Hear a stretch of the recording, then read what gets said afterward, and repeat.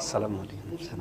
দেখেন আপনার পায়ের সাথে পা কিন্তু মিলেনি, আপনার পাটা আর একটু ঘুরবে। জি আহসান, সুন্দর। দেখেন বডির সাথে বডি মিলে গেছে, এই জন্য এই যে দেখেন এই সাইডটা আপনার পাটা আর একটু সরবে।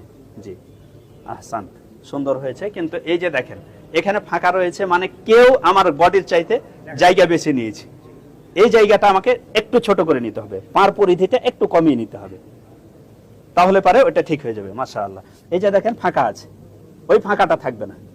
জি আহসান, সুন্দর, সুন্দর হয়েছে। মাশাআল্লাহ, সুন্দর হয়েছে।